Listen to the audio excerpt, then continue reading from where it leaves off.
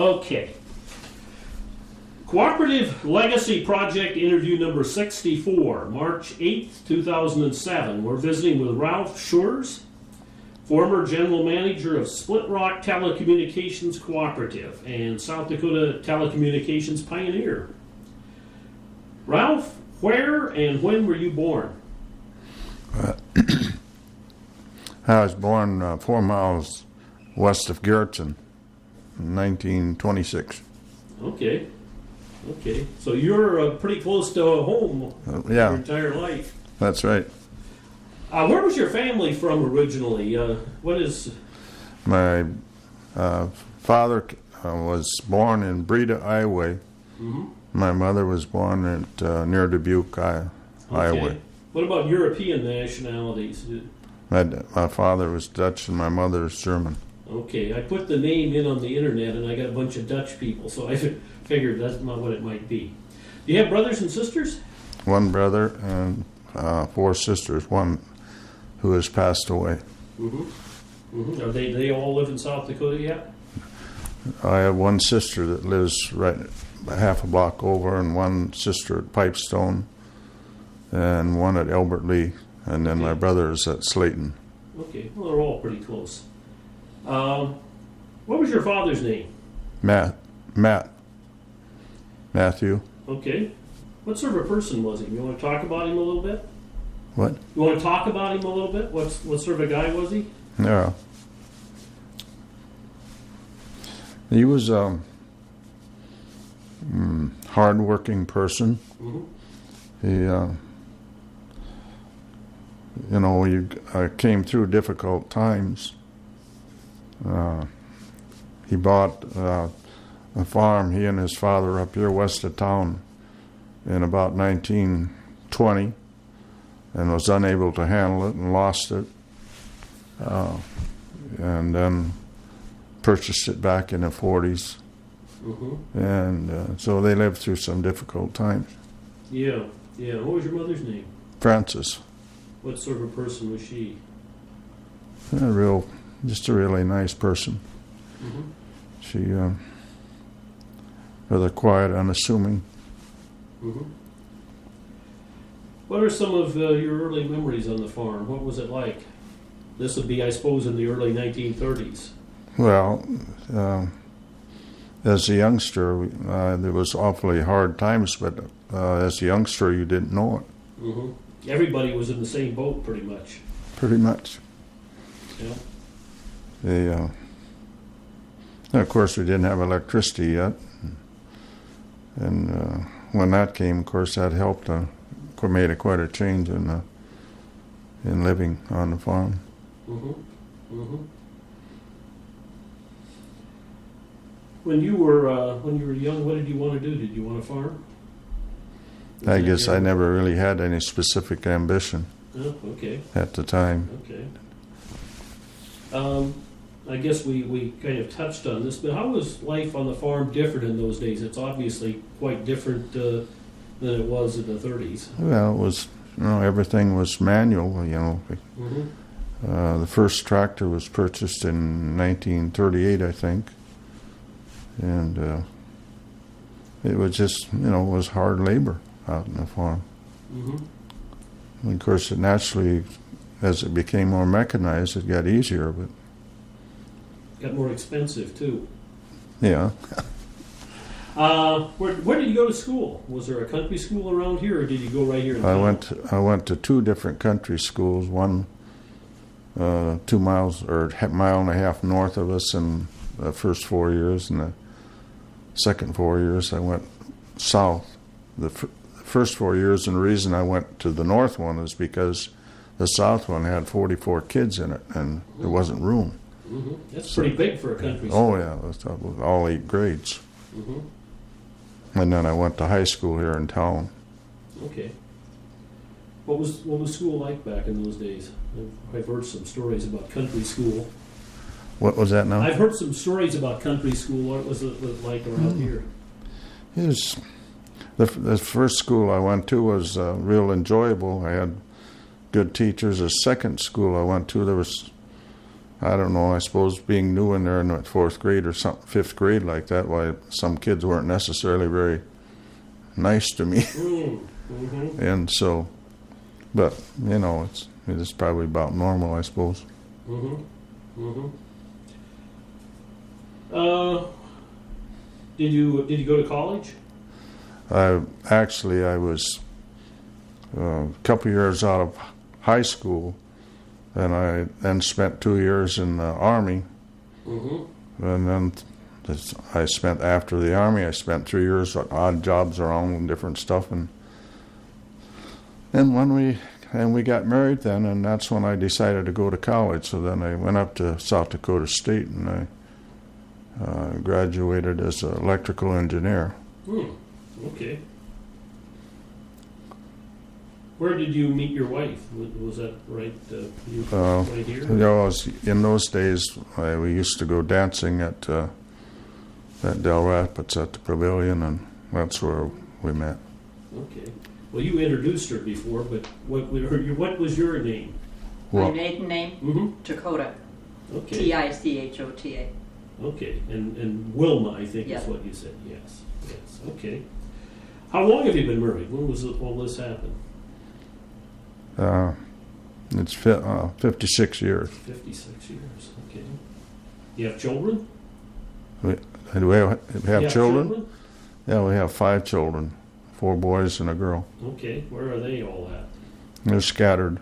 The closest one is Millbank, and then we have one at Mansfield, Missouri, one at Portage, Michigan, and that's near Kalamazoo. Mm-hmm. And we have one in Kemmerer, Wyoming, and the girl is in Austin, Texas. Oh, okay. It seems like the second generation scatters more. Were your family members around here? Were they cooperative supporters? Were they members of co-ops around here? Yeah, they. He would have been a member of the cooperative elevator and the creamery. Every town almost had a creamery in those days. You look back at it, it seemed like that was one of the first cooperatives were creameries and elevators. Mm-hmm. Mm-hmm. Certainly before oil companies. Yeah, oil company too. Yeah.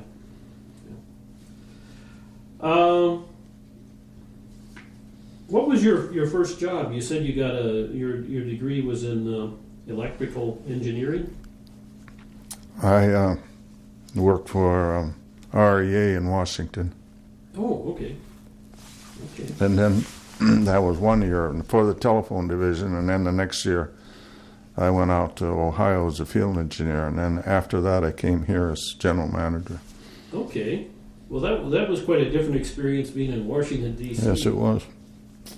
Was it probably a little different back in those days than it is today, too? Yeah, naturally there wasn't near the traffic there is, but when I worked there, I was in the Department of Agriculture building. It was not air conditioned, and Washington is hot and humid. Mm-hmm.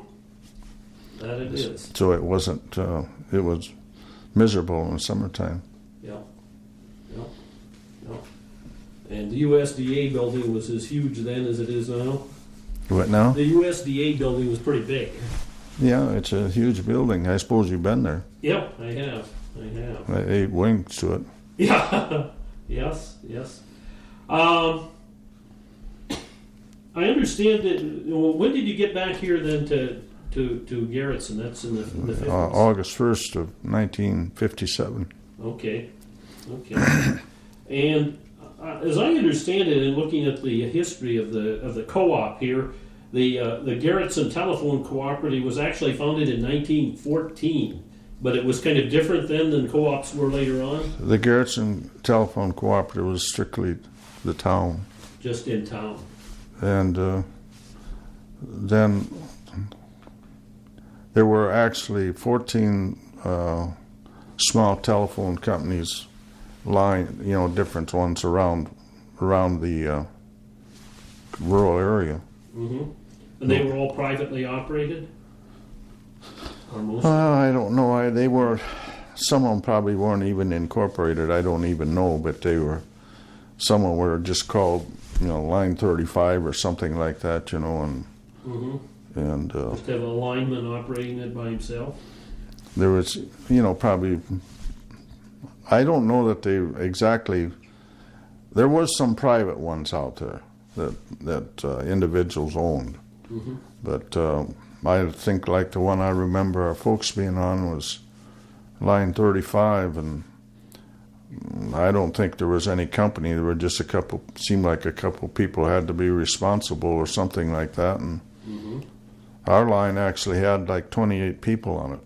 It was bad, poor service, lousy service. Yeah, 28. I can't imagine that. Yeah. That many on one line.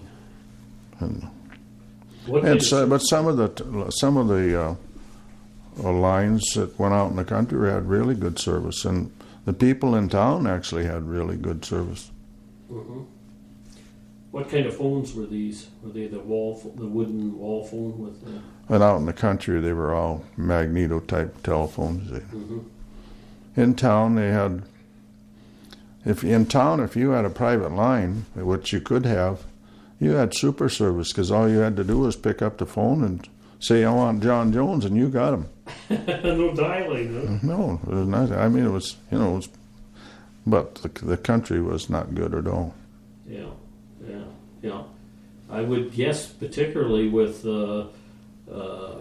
as many as 28 on a line, trying to remember what your rings were would have been difficult. I imagine they got used to that. Yeah. Well, that just was an unusual line, because there were a lot of those lines that didn't have probably more than 8 tenor on them. So. Yeah. Okay. So we come up to the 1950s, and people are thinking about maybe better service. What was the motivation for the organizers of the kind of remodeled cooperative here? Well, it was just poor service for one thing, and they wanted to do something about it, and they talked about it several years, and you could see it in the newspaper that it had come up at a meeting or something like that, and then nothing would happen, and then finally, I think the cooperative was actually formed in 55, probably 55 or 6, and it was the Garretson Cooperative Telephone Company. That first one was the town, and this one was the whole area. Took in all those small exchanges you were talking about.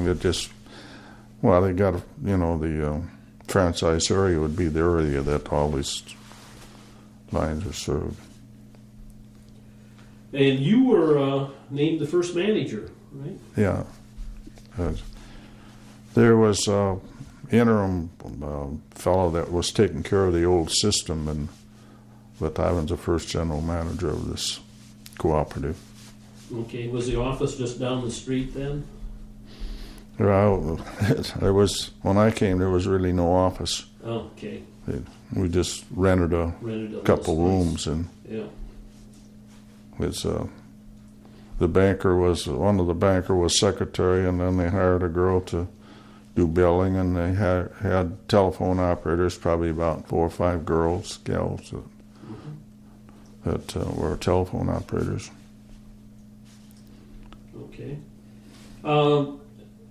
Was it important that you could get loans from the Rural Electric Administration to get started?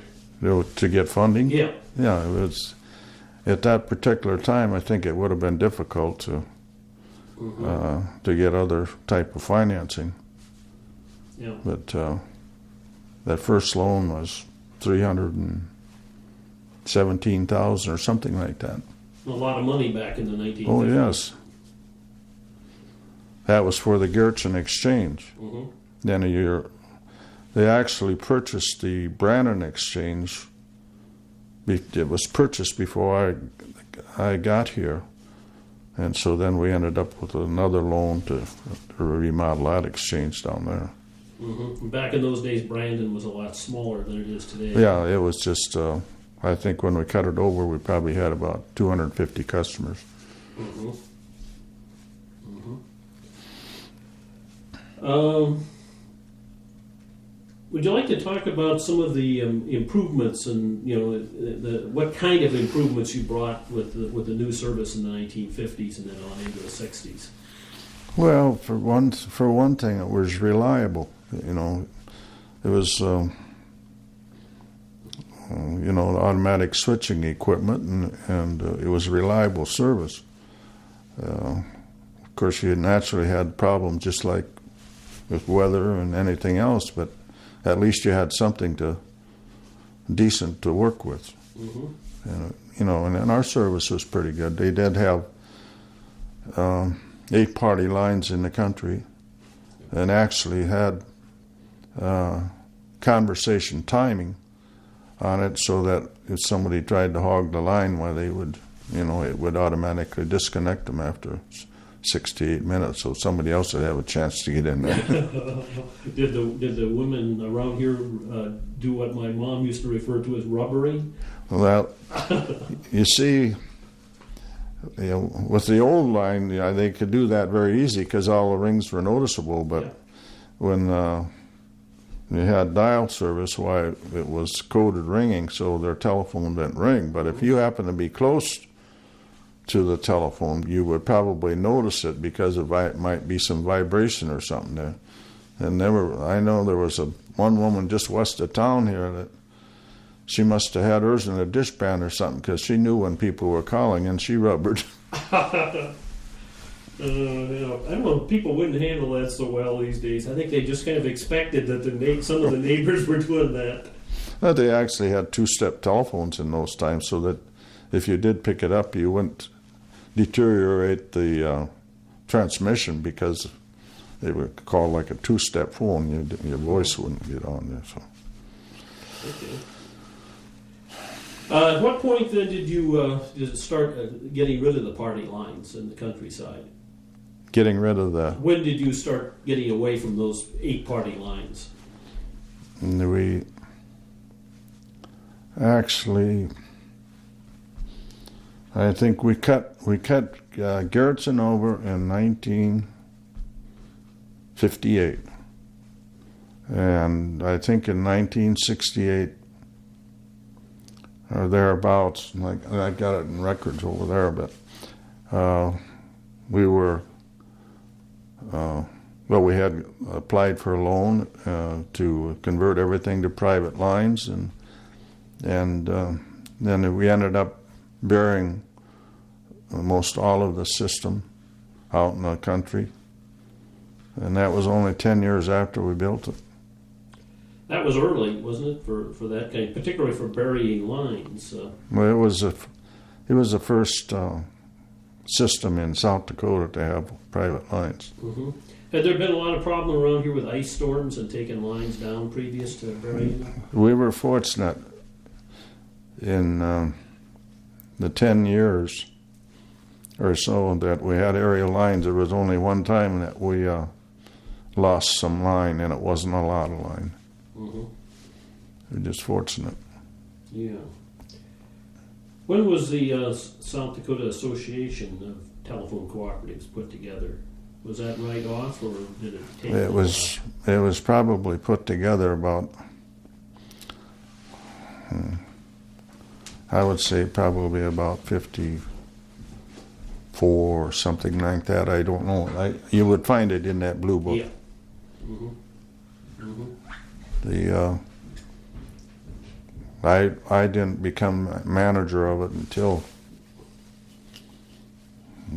I suppose in the late 60s or something like that. I was manager of it for 17 years. Mm-hmm. And I probably retired from it in about 1988, so that would make it back to probably about 1970 is when I first started managing it. What kind of issues was the association dealing with? I imagine you had concerns both at the national level that affected co-ops and peer too. On the local level, that's basically where they concerned themselves was, it started off with, it's the taxation.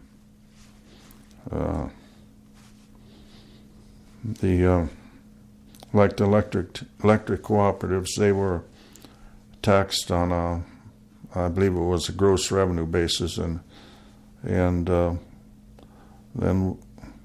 it was actually before my time, but they got the legislature to impose a gross receipts tax based on the density, and we had to go back on that particular thing to the legislature and get it changed. In probably about 70. Our particular co-op got to the point that they had a density of more than 4 per mile. And if you got a density of more than 4 per mile, then you went on ad valorem taxes. And so we went back to the legislature and got that rectified so that we wouldn't hit that. Mm-hmm. Have you had issues in Washington, D.C. to deal with since the initial loan money was made available?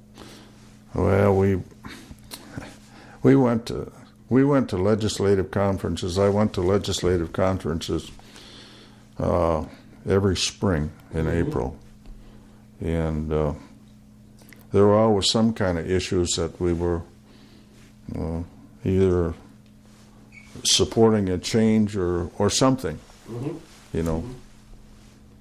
And we'd meet with our congressman down there. And sometimes I remember going to the FCC, but that was an annual deal in April. No, unlike the rural electrics. And early on, a lot of times it was being sure that REA had enough funds to lend money so that we could get money.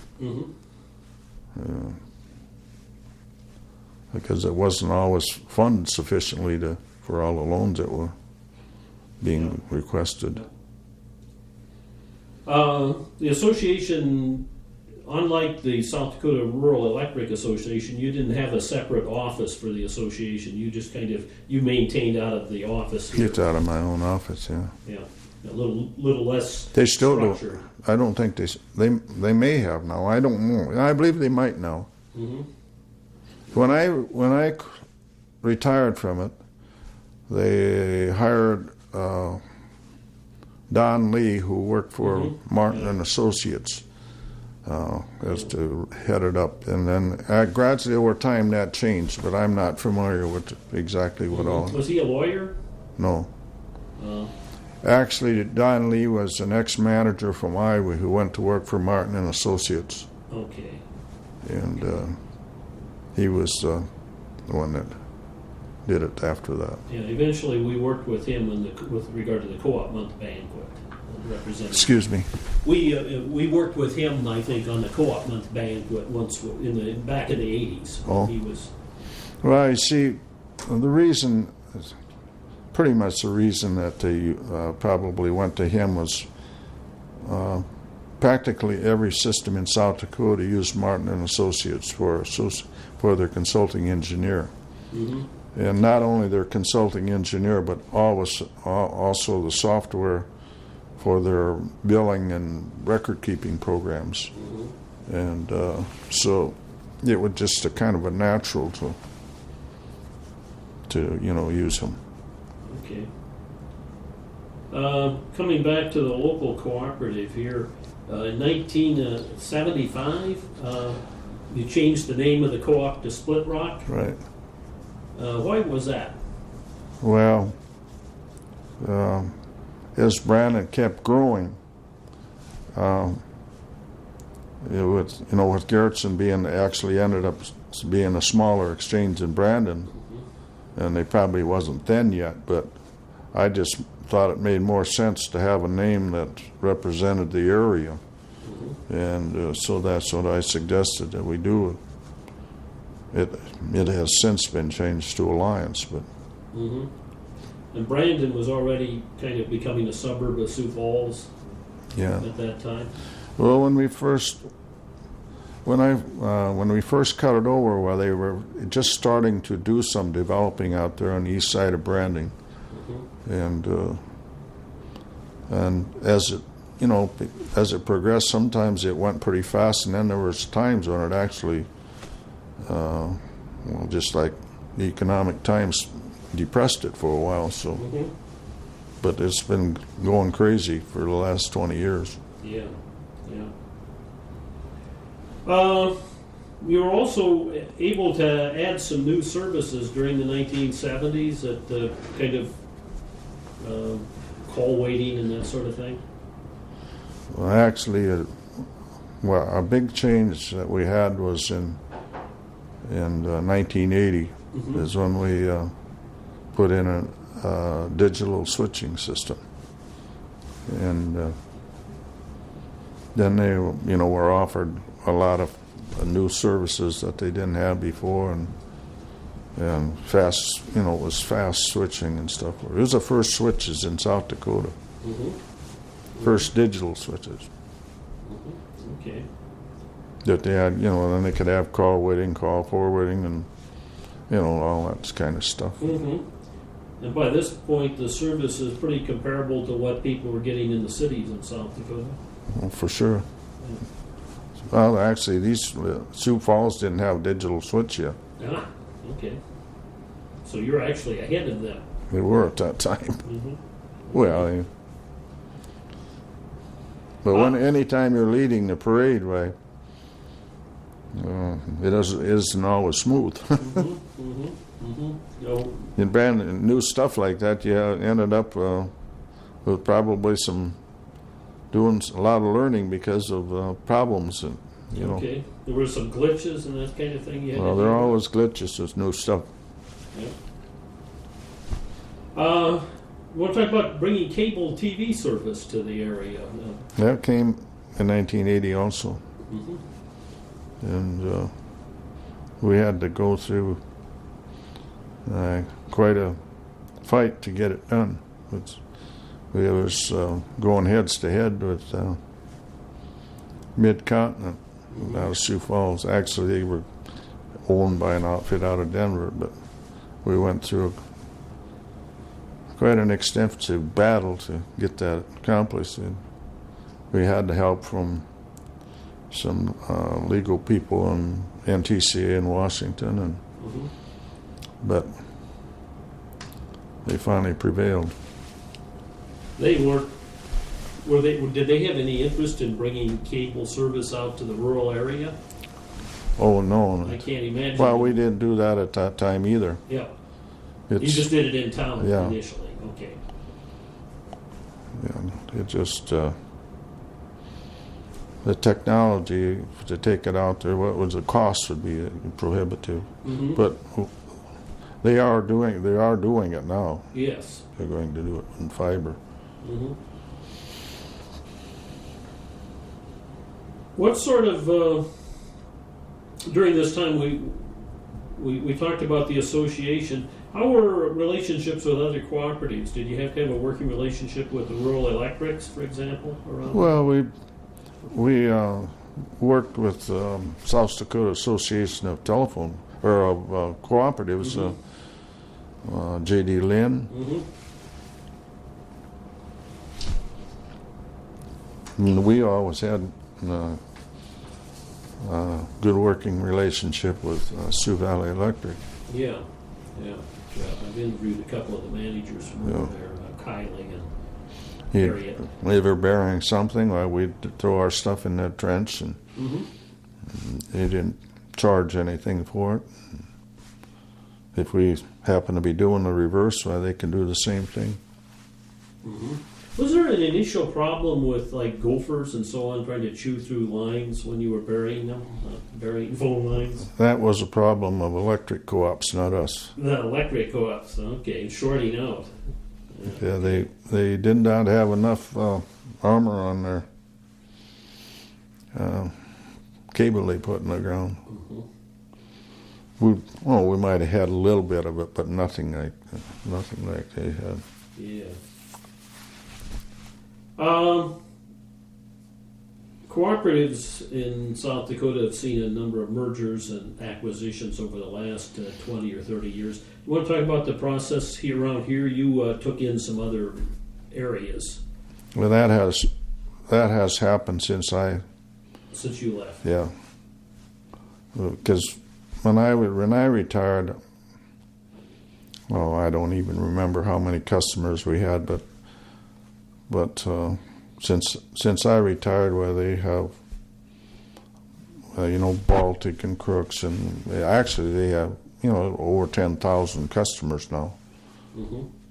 They went in Golden West and Split Rock, purchased a bunch of exchanges from a private company that served Del Rapids and a bunch of the others areas Mm-hmm. here, back about 7-8 years ago. Okay. And then after 5 years, they ended up dividing that up, and that's excuse me, Garretson Split Rock ended up with Larchwood and Inwood and I don't even know all of them. And then Mm-hmm. and at the same time, they ended up getting Baltic and Crooks, and they have a couple of other exchanges. Yeah, I was looking at the internet statistics on Golden West and was kind of surprised to see them serving some communities like Humboldt. When I interviewed Don, I was only thinking about West River and serving ranches. Yeah, they got clear over here because they serve Del Rapids. Yeah. Del Rapids and Yeah. Colton, and I'm probably Plankington, and Mm-hmm. I don't just know all. Yeah. Was that something that everybody was happy about? Them reaching that far into area that I thought was more natural for your co-op? Those were privately served before, Yeah.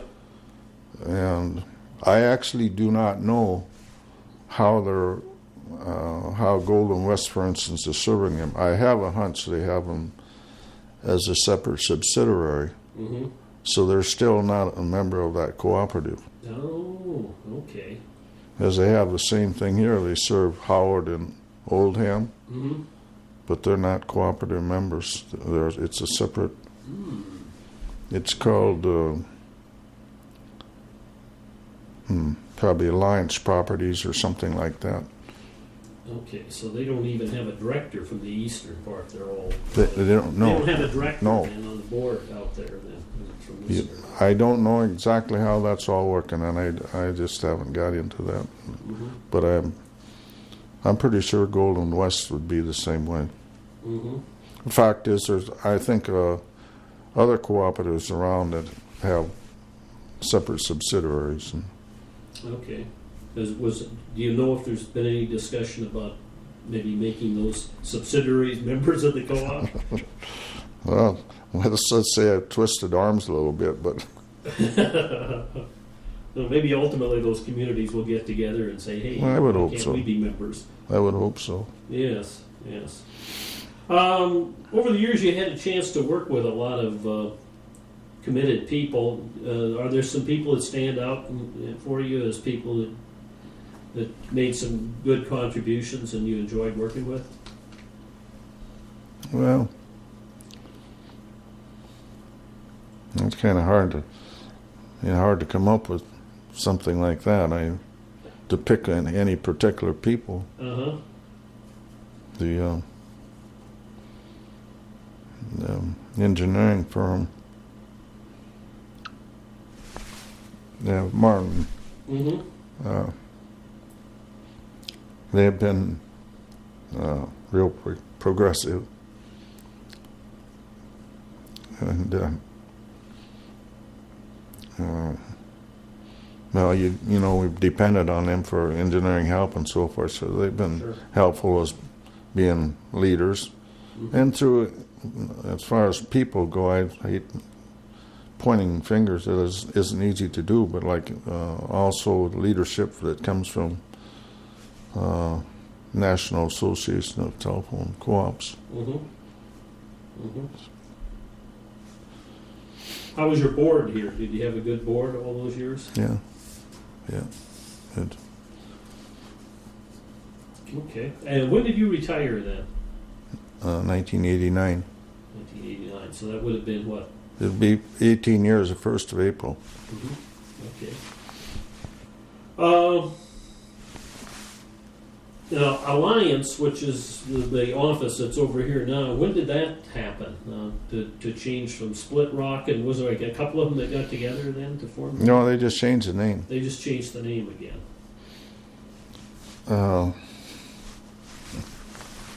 You'd have to ask them. I can't remember That's just when. I'd say about 4 or retirement. 5 years ago. Yeah. Okay. As you look back over the years, what's the biggest change that you think that was brought as a result of the establishment of the telephone cooperatives and Split Rock, for example, around here?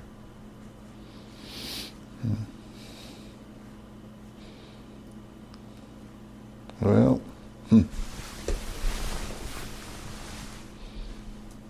I suppose, of course, all the upgrading, that was done and all that stuff is big changes from manual to dial. The change in the industry, one of the major changes has been the deregulation. And that happened. Well, it happened before I retired, shortly before I retired. It used to be that the telephone company owned everything, the telephones and everything, and when they said that the customer could buy his own phone, we thought they were crazy. And now, they don't even seem to even want to own the phones. They want the customer to own their own phones. Yeah. But that would be one of the really big changes in the industry is when that happened, deregulation. There's that opened up toll, and so that there was more than one provider of toll, and actually, and now it's more than one provider of local service. Like you could go to Mid-Continent and order telephone service and cable and internet. And you can do the same with Quest or with Alliance. Yeah, and of course we have wireless now too. Well, Sioux Valley has wireless. Cell phone systems and so on. Cellular. Yeah. We were involved in cellular before I retired. It was where we were putting money into. We owned 9% or something like that of the cellular system in Sioux Falls.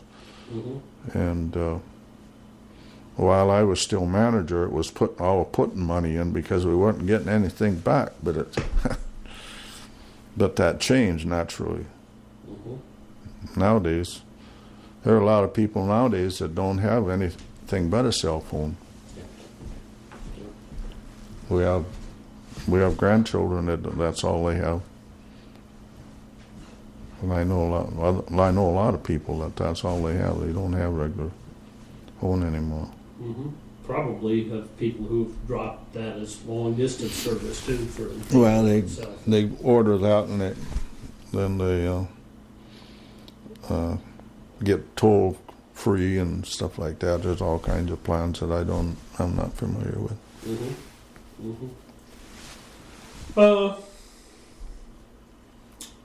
You've obviously spent a lot of time working in the cooperative area. What did you like about cooperatives as a way of doing business? I know that in the nomination form, you were nominated for the Co-op Hall of Fame. They talked about you having pointed out the difference between profits and margins. Well, would you word that again? What's your question? I guess your thoughts on the importance of cooperatives as a way of doing business. as an alternative way of doing business? Well, for one thing, you have control of your own destiny, and if you operate efficiently, why, you enjoy the benefit of it.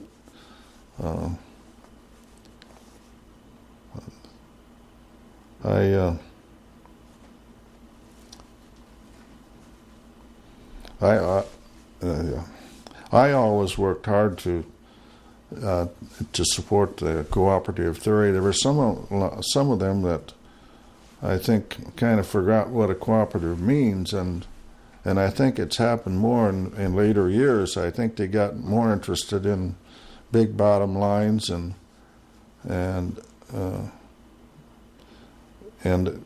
well, I have a problem with when a cooperative says they have profits. And what are you talking about? You don't have profits. You have margins. Mm-hmm. But I'll guarantee you, I bet you most of your co-op managers would say they have profits. Mm-hmm. Well, they have forgot what the cooperative is. Mm-hmm. It's a margin which you allocate, and eventually pay capital credits. Mm-hmm. Do you think there's a danger, and not so much? I don't necessarily see it in telecommunications co-ops or rural electrics, but there's a tendency to get more and more distant from the local member. Well, as they get bigger, and naturally, you go to a meeting and you're just if you wanted to get up and say something, why, it probably wouldn't go very far.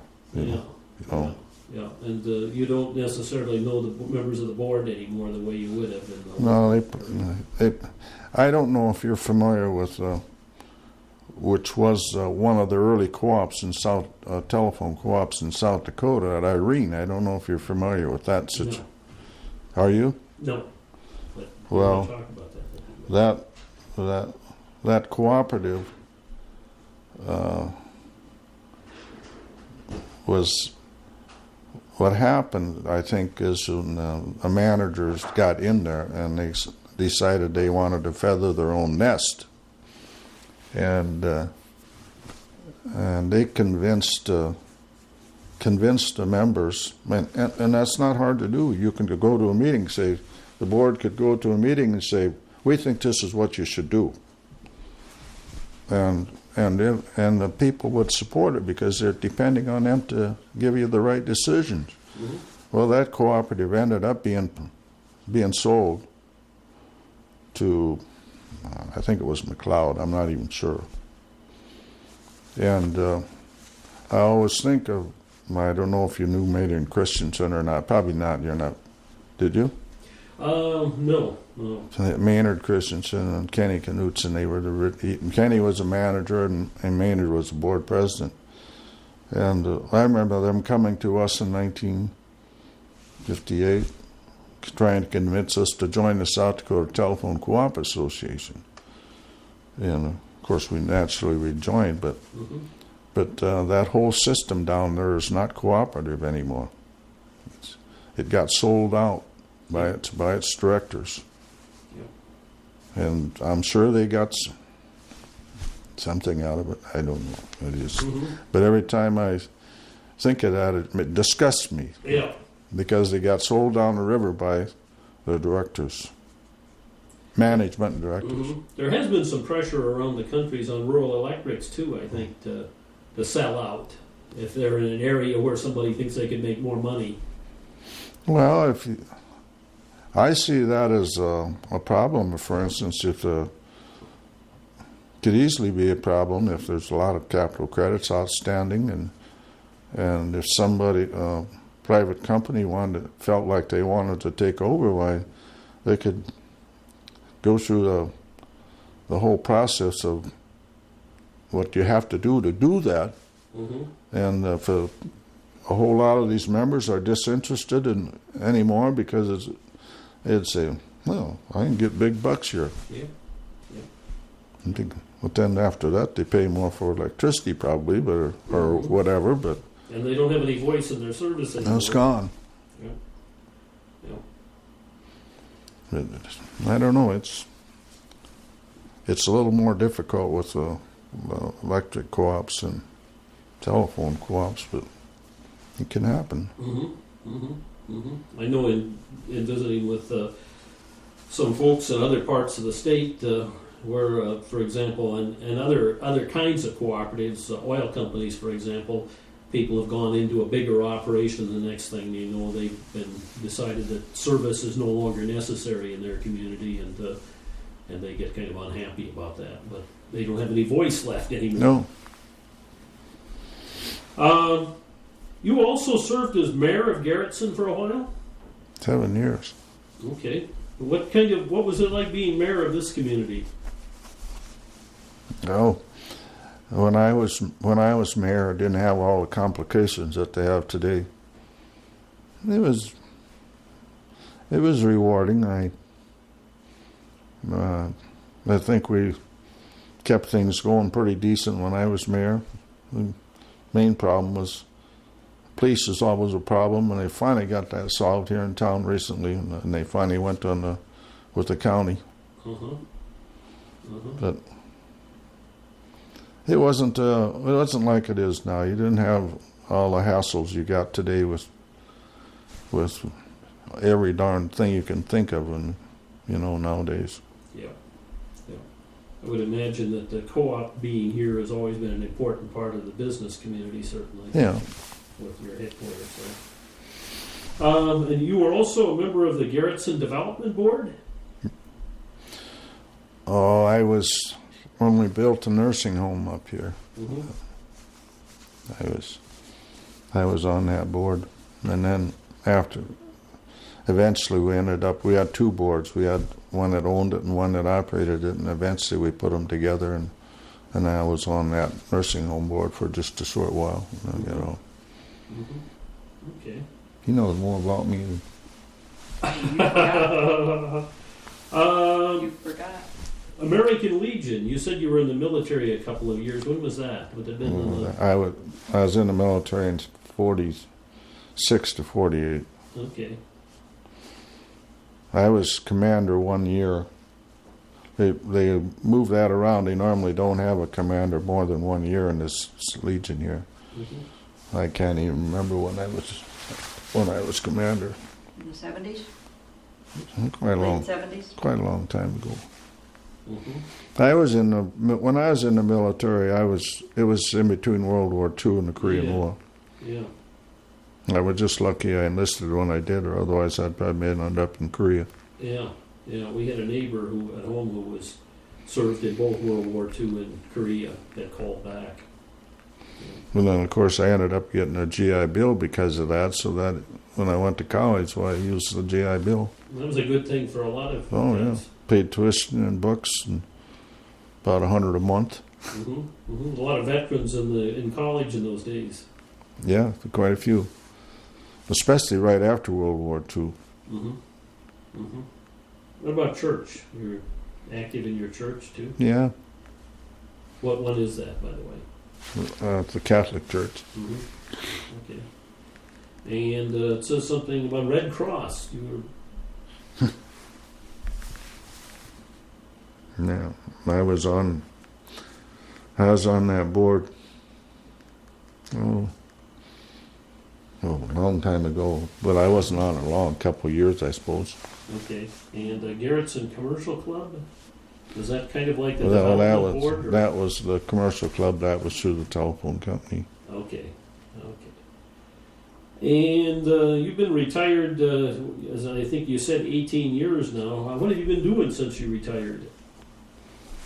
Oh, I did, after I retired, I did do some work for the telephone company, some engineering type work for them for, probably about 10 years, I suppose.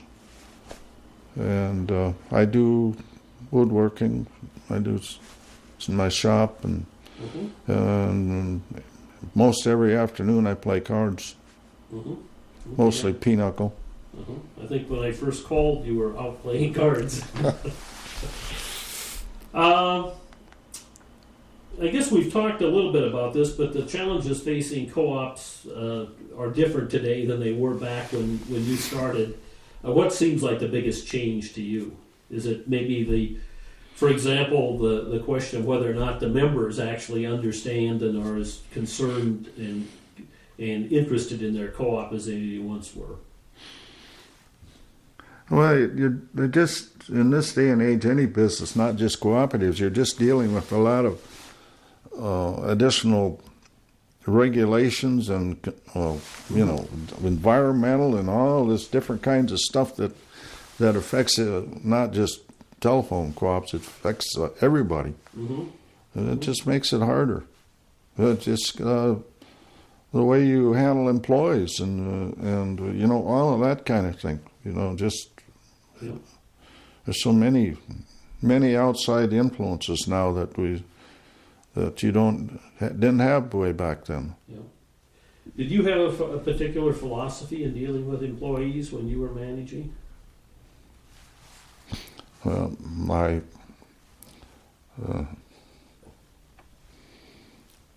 As far as I was concerned, that good employees were the secret to the success of a business. Mm-hmm. Mm-hmm. Would you describe yourself, and we're getting to my last couple of questions here, would you describe yourself as an optimist or a pessimist? I don't think I've interviewed a pessimist yet, although some people said some pessimistic things in the process of the interview. Well, I think I'm pretty optimistic, but I might be pessimistic on certain things. Okay. And now our final question, is there anything that I haven't asked you about that you'd like to talk about? I never know what I'm going to get with that question. I guess I don't really, unless you can think of anything. I haven't really been thinking. Okay.